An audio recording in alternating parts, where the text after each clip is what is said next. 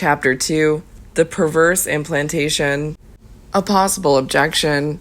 It would be a mistake to see in this proliferation of discourses merely a quantitative phenomenon, something like a pure increase, as if what was said in them were immaterial, as if the fact of speaking about sex were of itself more important than the forms of imperatives that were imposed on it by speaking about it.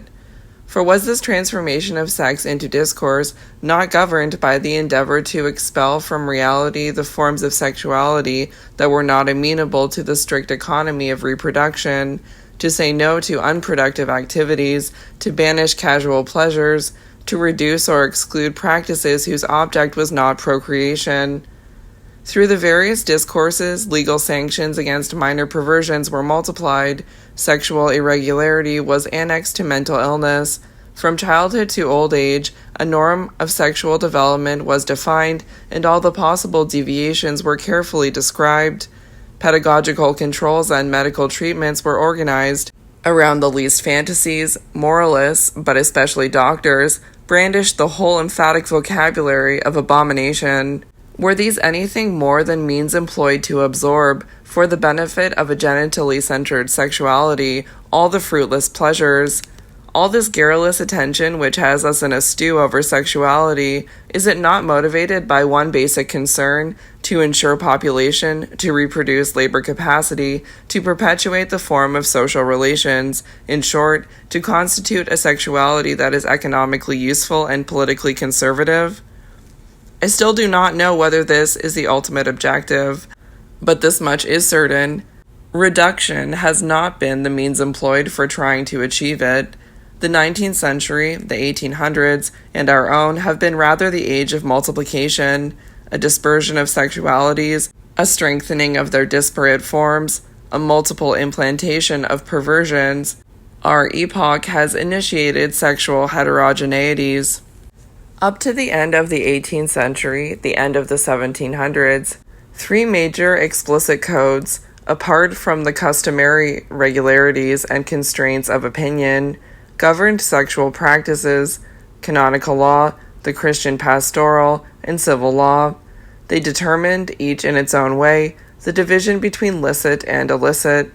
They were all centered on matrimonial relations, the marital obligation, the ability to fulfill it, the manner in which one complied with it, the requirements and violences that accompanied it, the useless or unwarranted caresses for which it was a pretext, its fecundity or the way one went about making it sterile, the moments when one demanded it, dangerous periods of pregnancy or breastfeeding, forbidden times of Lent or abstinence, its frequency or infrequency, and so on. It was this domain that was especially saturated with prescriptions. The sex of husband and wife was beset by rules and recommendations. The marriage relation was the most intense focus of constraints. It was spoken of more than anything else. More than any other relation, it was required to give a detailed accounting of itself. It was under constant surveillance. If it was found to be lacking, it had to come forward and plead its case before a witness. The rest remained a good deal more confused. One only has to think of the uncertain status of sodomy, or the indifference regarding the sexuality of children. Moreover, these different codes did not make a clear distinction between violations of the rules of marriage and deviations with respect to genitality. Breaking the rules of marriage or seeking strange pleasures brought an equal measure of condemnation. On the list of grave sins, and separated only by their relative importance, there appeared debauchery, extramarital relations, adultery, rape, spiritual or carnal incest, but also sodomy, or the mutual caress. As to the courts, they could condemn homosexuality as well as infidelity, marriage without parental consent, or bestiality. What was taken into account in the civil and religious jurisdictions alike was a general unlawfulness. Doubtless acts contrary to nature were stamped as especially abominable, but they were perceived simply as an extreme form of acts against the law. They were infringements of decrees which were just as sacred as those of marriage, and which had been established for governing the order of things and the plan of beings. Prohibitions bearing on sex were essentially of a juridical nature. The nature on which they were based was still a kind of law. For a long time, hermaphrodites were criminals or crime's offspring, since their anatomical disposition, their very being, confounded the law that distinguished the sexes and prescribed their union. The discursive explosion of the 18th and 19th century, of the 1700s and 1800s, caused the system centered on legitimate alliance to undergo two modifications. First, a centrifugal movement with respect to heterosexual monogamy. Of course, the array of practices and pleasures continued to be referred to it as their internal standard, but it was spoken of less and less, or in any case with a growing moderation. Efforts to find out its secrets were abandoned. Nothing further was demanded of it than to define itself from day to day. The legitimate couple, with its regular sexuality, had a right to more discretion. It tended to function as a norm, one that was stricter perhaps, but quieter.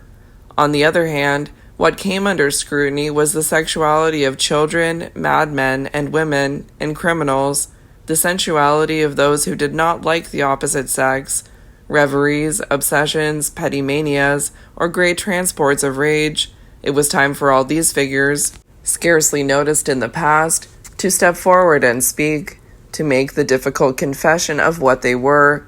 No doubt they were condemned all the same, but they were listened to, and if regular sexuality happened to be questioned once again, it was through a reflex movement originating in these peripheral sexualities.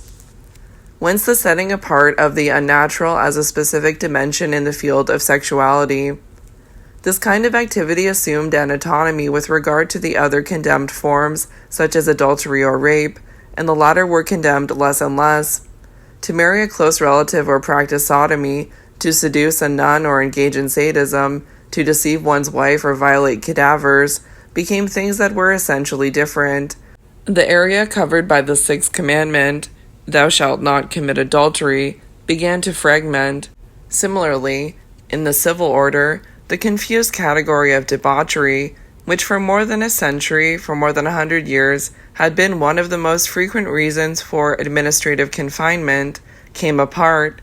From the debris, there appeared on the one hand infractions against the legislation, or morality, pertaining to marriage and the family, and on the other, offenses against the regularity of a natural function, offenses which, it must be added, the law was apt to punish.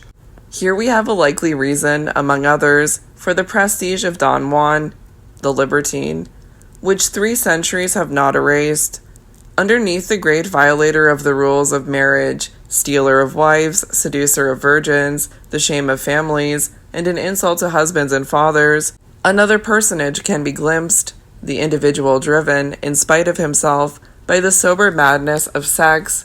Underneath the libertine, the pervert, he deliberately breaks the law, but at the same time, something like a nature gone awry transports him far from all nature. His death is the moment when the supernatural return of the crime and its retribution thwarts the flight into counter-nature. There were 2 great systems conceived by the West for governing sex, the law of marriage and the order of desires, and the life of Don Juan overturned them both. We shall leave it to psychoanalysts to speculate whether he was homosexual, narcissistic, or impotent. Although not without delay and equivocation, the natural laws of matrimony and the eminent rules of sexuality began to be recorded on 2 separate registers. There emerged a world of perversion which partook of that of legal or moral infraction, yet was not simply a variety of the latter. An entire race was born, different, despite certain kinship ties, from the libertines of the past. From the end of the 18th century, from the end of the 1700s, to our own, they circulated through the pores of society. They were always hounded, but not always by laws, were often locked up, but not always in prisons, were sick perhaps, but scandalous, dangerous victims, prey to a strange evil that also bore the name of vice and sometimes crime. They were children wise beyond their years, precocious little girls, ambiguous schoolboys, dubious servants and educators, cruel or maniacal husbands, solitary collectors, ramblers with bizarre impulses. They haunted the houses of correction, the penal colonies, the tribunals, and the asylums. They carried their infamy to the doctors and their sickness to the judges. This was the numberless family of perverts who were on friendly terms with delinquents and akin to madmen.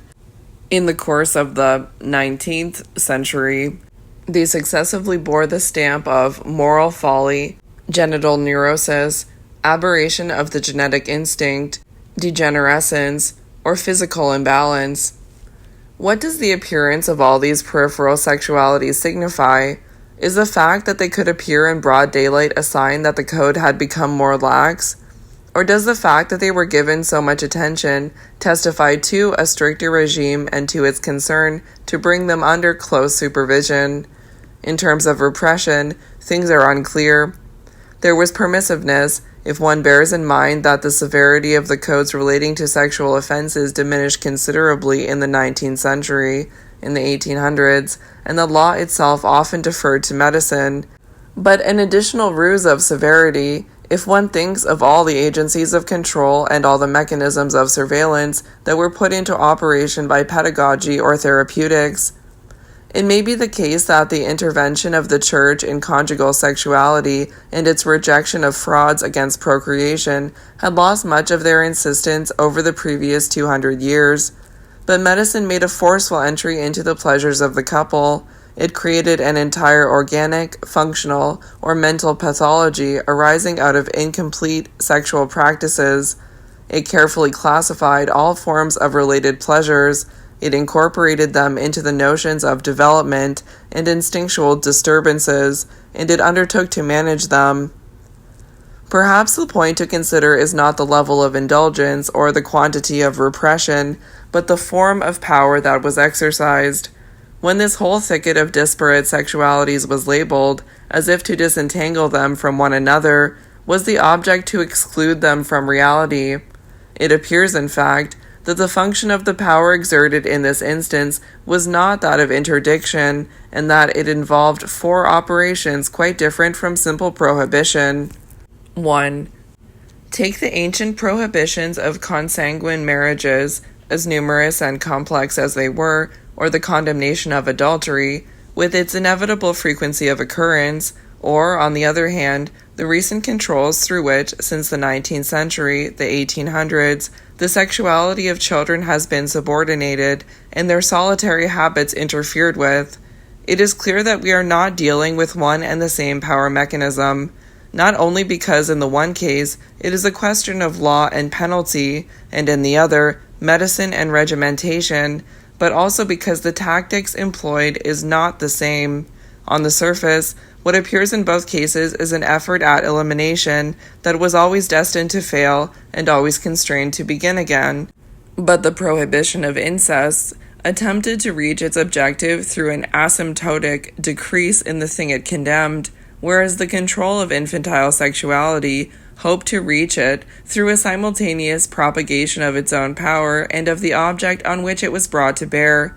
It proceeded in accordance with a twofold increase extended indefinitely. Educators and doctors combated children's onanism like an epidemic that needed to be eradicated. What this actually entailed, throughout this whole secular campaign that mobilized the adult world around the sex of children, was using these tenuous pleasures as a prop, constituting them as secrets, that is, forcing them into hiding so as to make possible their discovery, tracing them back to their source, tracking them from their origins to their effects, searching out everything that might cause them or simply enable them to exist. Wherever there was the chance they might appear, devices of surveillance were installed, traps were laid for compelling admissions, inexhaustible and corrective discourses were imposed, parents and teachers were alerted and left with the suspicion that all children were guilty, and with the fear of being themselves at fault if their suspicions were not sufficiently strong. They were kept in readiness in the face of this recurrent danger. Their conduct was prescribed and their pedagogy recodified. An entire medico-sexual regime took hold of the family milieu. The child's vice was not so much an enemy as a support. It may have been designated as the evil to be eliminated, but the extraordinary effort that went into the task that was bound to fail leads one to suspect that what was demanded of it was to persevere, to proliferate to the limits of the visible and the invisible, rather than to disappear for good. Always relying on this support, power advanced, multiplied its relays and its effects, while its target expanded, subdivided, and branched out, penetrating further into reality at the same pace. In appearance, we are dealing with a barrier system, but in fact, all around the child, indefinite lines of penetration were disposed. 2. This new persecution of the peripheral sexualities entailed an incorporation of perversions and a new specification of individuals. As defined by the ancient civil or canonical codes, sodomy was a category of forbidden acts. Their perpetrator was nothing more than the juridical subject of them. The 19th century, the 1800s, homosexual became a personage, a past, a case history, and a childhood, in addition to being a type of life, a life form, and a morphology, with an indiscrete anatomy and possibly a mysterious physiology. Nothing that went into his total composition was unaffected by his sexuality. It was everywhere present in him, at the root of all his actions, because it was their insidious and indefinitely active principle, written immodestly on his face and body, because it was a secret that always gave itself away. It was consubstantial with him, less as a habitual sin than as a singular nature. We must not forget that the psychological, psychiatric, medical category of homosexuality was constituted from the moment it was characterized. Westphal's famous article of 1870 on contrary sexual sensations can stand as its date of birth, less by a type of sexual relations than by a certain quality of sexual sensibility, a certain way of inverting the masculine and the feminine in oneself. Homosexuality appeared as one of the forms of sexuality when it was transposed from the practice of sodomy onto a kind of interior androgyny, a hermaphrodism of the soul. The sodomite had been a temporary aberration. The homosexual was now a species. So too were all those minor perverts whom 19th century, 1800s psychiatrists entomologized by giving them strange baptismal names. There were Krafft-Ebing's zoophiles and zooriasts, Roedler's automonosexualists, and later mixoscopophiles, gynecomasts, presbophiles, sex-aesthetic inverts, and disparentist women. These fine names for heresies referred to a nature that was overlooked by the law, but not so neglectful of itself that it did not go on producing more species, even where there was no order to fit them into. The machinery of power that focused on this whole alien strain did not aim to suppress it, but rather to give it an analytical, visible, and permanent reality. It was implanted in bodies, slipped in beneath modes of conduct, made into a principle of classification and intelligibility, established as a raison d'etre and a natural order of disorder. Not the exclusion of these 1,000 aberrant sexualities, but the specification, the regional solidification of each one of them. The strategy behind this dissemination was to strew reality with them and incorporate them into the individual. 3. More than the old taboos, this form of power demanded constant, attentive, and curious presences for its exercise. It presupposed proximities. It proceeded through examination and insistent observation.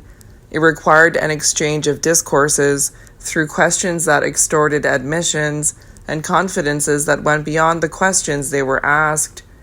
It implied a physical proximity and an interplay of intense sensations. The medicalization of the sexually peculiar was both the effect and the instrument of this. Embedded in bodies, becoming deeply characteristic of individuals, the oddities of sex relied on a technology of health and pathology.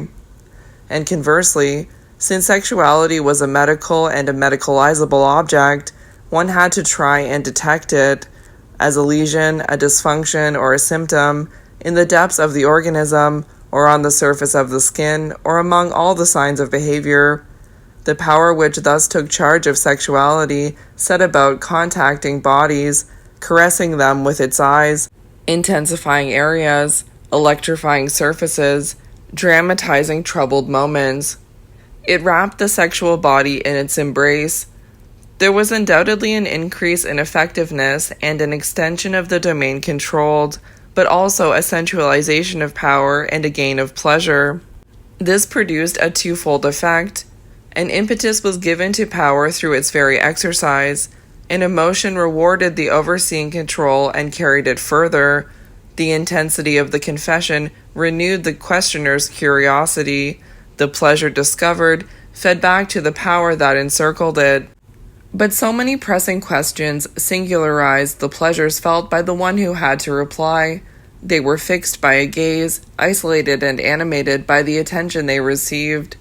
Power operated as a mechanism of attraction. It drew out those peculiarities over which it kept watch. Pleasure spread to the power that harried it. Power anchored the pleasure it uncovered.